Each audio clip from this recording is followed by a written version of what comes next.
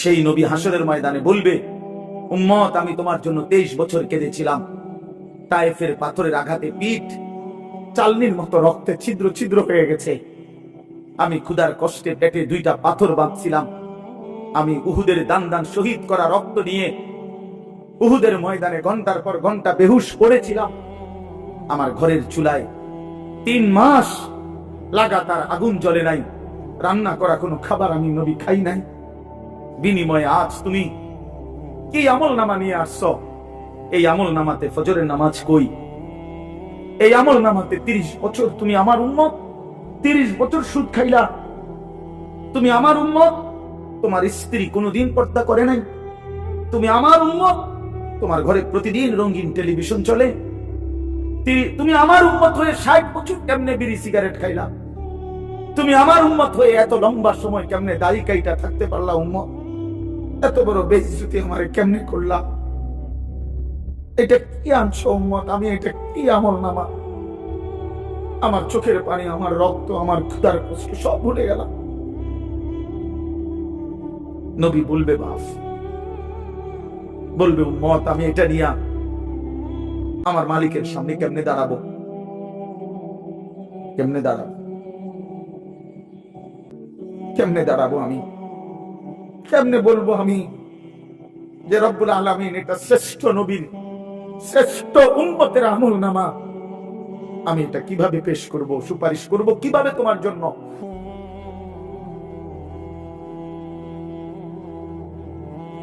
হায় মুসলমান, যদি কলিজা ছিঁড়ে বলতে পারতাম,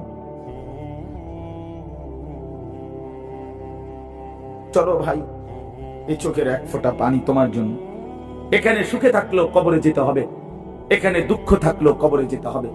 যুবক ভাই, আমার নওজোয়ান, আমার বয়স্ক বাপ, আমাকেও বলি আপনাকেও বলি, এটাই সত্য যে আল্লাহ তাআলা আমাদেরকে বলছে, বান্দা আমি কিন্তু তোমারে রাখবো না, আমি তোমারে নিয়েই আসবো, হাসলেও মরে যাবা, কাঁদলেও মরে যাবা, সুখের অট্টালিকায় যদি থাকো তবুও মৃত্যু হবে, দুঃখের কুড়ে ঘরেও যদি পড়ে থাকো তবুও মৃত্যু হবে, সুস্থ থাকলেও মরে যাবা, অসুস্থ হইলেও মরে যাবা, 3 বেলা খানা, সন্তানের বিদেশের টাকা, বিল্ডিং এর টাকা, বাড়ি ভাড়া সব থাকলেও মরে যাবা, কিচ্ছু না থাকলেও মরে যাবা। জীবনে কোনোদিন যে সুখ দেখে নাই তারও মৃত্যু হবে, জীবনে যে কোনোদিন দুঃখ দেখে নাই প্রিয় বন্ধু আমার, সেও মরে যাবে। আমার ভাই, কেউ মরতে চায় না, কোন মানুষ মরতে চায় না, আত্মীয় স্বজনও তাকে মরতে দিতে চায় না, সবাই তো চেষ্টা করে বেঁচে যাক, কিন্তু কে তাকে নিয়ে যায়? কে তাকে নিয়ে যায়? প্রতিদিন যে মানুষ মরে, প্রতিদিন যে দাফন হয়, বন্ধু আমার, এরা কেউ মরতে চায় নাই, কিন্তু এক অদৃশ্য মালিক তিনি তাদেরকে নিয়ে যাচ্ছেন, নিয়ে যাচ্ছেন। অতএব প্রিয় বন্ধু, প্রিয় বাপ, সবার কাছে অনুরোধ আপনাদের, এই ভাই আমি আমার সহ আপনাদেরকে অনুরোধ করলাম, গুনাহ ছেড়ে দেন, আল্লাহর নাফরমানি ছেড়ে দেন। বাপ 29 নম্বর পারা, কোরআনুল কারীমের 77 নম্বর সূরা, সূরাটার নাম হলো মুরসালাত। এই সূরার 10টি আয়াত আমি এই মাত্র তেলাওয়াত করেছি। সূরাটার মধ্যে মোট 50টা আয়াত, খুব বড় সূরা না, ছোট সূরা। এর মধ্যে শেষের 10 আয়াত মানে 41 থেকে 50, এই 10টি আয়াত আমি তেলাওয়াত করেছি। ইনশাআল্লাহ অল্প সময়ের মধ্যে এই 10টি আয়াতকে সামনে রেখে আমি আপনাদের সামনে সামান্য কিছু কথা আরজ করতে চাই। আল্লাহ তাআলা আমাদেরকে তৌফিক দান করেন। মাদ্রাসার কোন জিম্মাদার উস্তাদ, আপনাদের কাছে আমার অনুরোধ, আপনারা আপনাদের ছাত্রদেরকে প্যান্ডেল থেকে কিছুটা কমায়া এলাকার লোকজন, ছেলে পেলে ওদেরকে বসার সুযোগ করে দেন। মাদ্রাসার কোন জিম্মাদার উস্তাদ মেহেরবানি করে আপনাদের ছাত্র কিছু কমায়া দেন, আপনাদের ছাত্ররা ইনশাআল্লাহ প্রয়োজনে মসজিদে বসে শুনুক, কিন্তু মহল্লার লোকজনের বসার জন্য জায়গা করে দিক, এটা ভালো হবে। তোমাদের মাহফিল তোমরা কোরবানি করলে ইনশাআল্লাহ অন্যরা শুনবার সুযোগ পাবে। আল্লাহ তাআলা তৌফিক দান করে। সূরাটার নাম হচ্ছে সূরা মুরসালাত। এই সূরার এই 10টি আয়াতের মধ্যে আল্লাহ তাআলা দুইটা মৌলিক কথা বুঝাইছেন আমাদেরকে। এক নম্বর কথা হলো, কথা বলেন না ভাই, কথা বলেন, নওজোয়ান ভাই তোমরা বসো, জলদি বসো সব।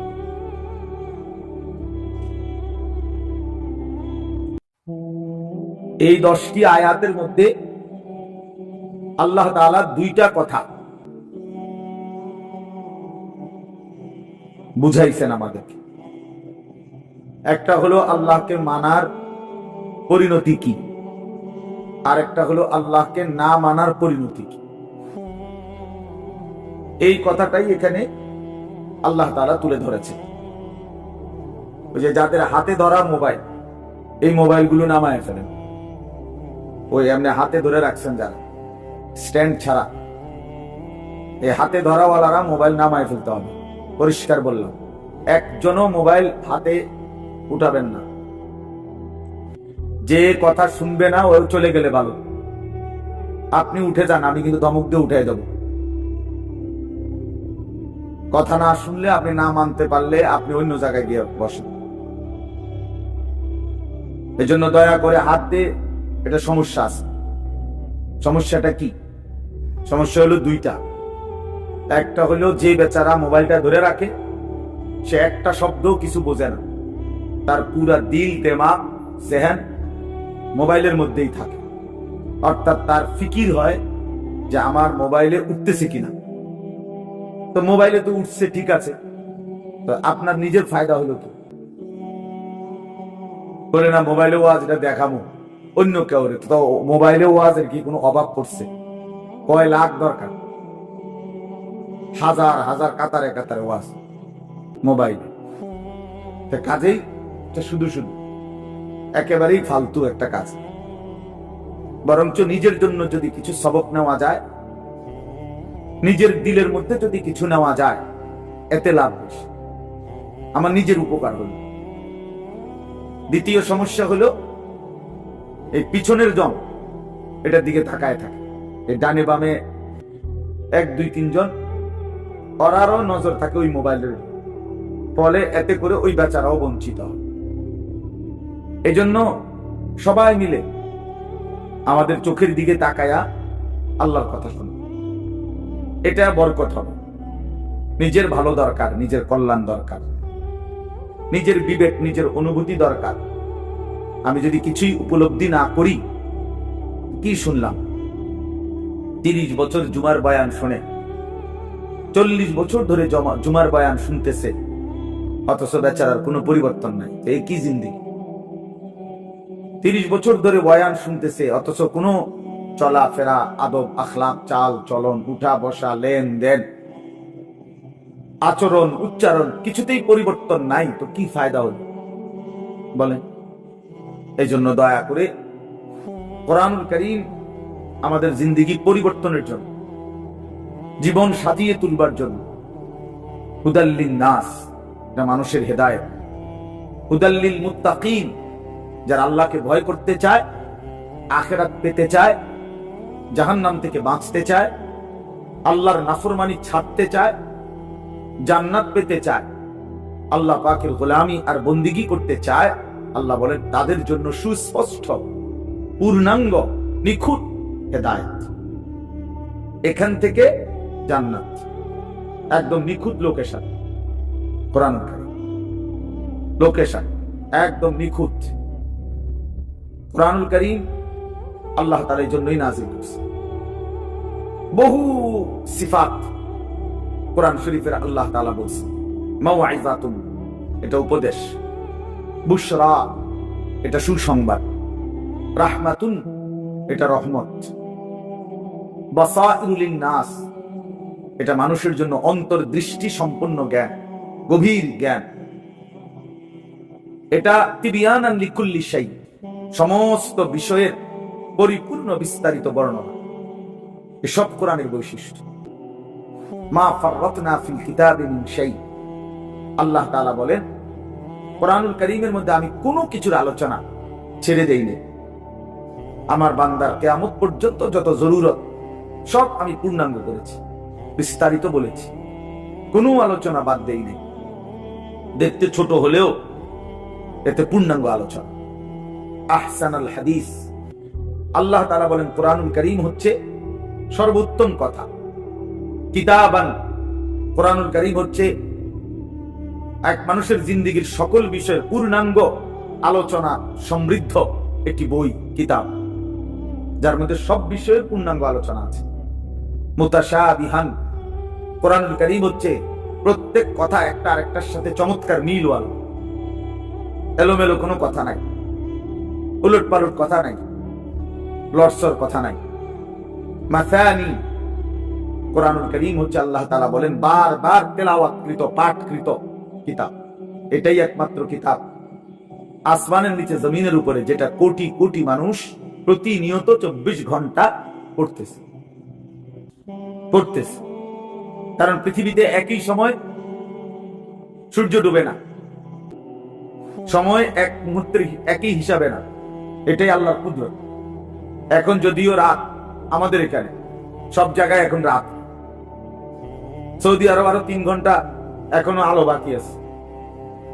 ওখানে দেখেন গিয়ে প্রখর রোদ অথবা আসরের পরের টাইম, তাহলে সেখানে তো এখনো আরো 2-2.5 ঘন্টা আলো আছে, কোথাও পূর্ণ দিন।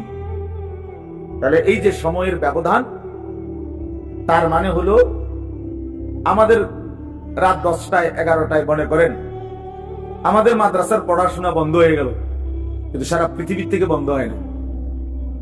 আল্লাহর জমিনের কোথাও না কোথাও আজান হচ্ছে, কোথাও না কোথাও নামাজ হচ্ছে, কোথাও না কোথাও জিকির হচ্ছে, কোথাও না কোথাও মালিকের কোরআন তেলাওয়াত হচ্ছে। এটা বন্ধ হয়ে গেলে পৃথিবীর নিঃশ্বাস বন্ধ হয়ে যাবে। আমাদের নিঃশ্বাস বন্ধ হয়ে গেলে, অক্সিজেন বন্ধ হয়ে গেলে যেমন জীবন চলে যাবে, আল্লাহ তাআলার জিকির, কোরআনুল কারীমের তিলাওয়াত, আজান, সিজদা, আল্লাহর ইবাদত, আল্লাহর ডাক, এটা বন্ধ হয়ে গেলে পৃথিবীর নিঃশ্বাস বন্ধ হয়ে যায়। তখন কিয়ামত হয়ে যায়, পৃথিবী আর থাকবে না। এটা রাসূলুল্লাহ সাল্লাল্লাহু আলাইহি ওয়াসাল্লাম বলছেন, লা তাকুমুস সাআ হাত্তা ইউকালা ফিল আরদ আল্লাহ আল্লাহ। ততক্ষণ পর্যন্ত কিয়ামত হবে না যতক্ষণ পর্যন্ত জমিনে আল্লাহ আল্লাহ উচ্চারণ হবে।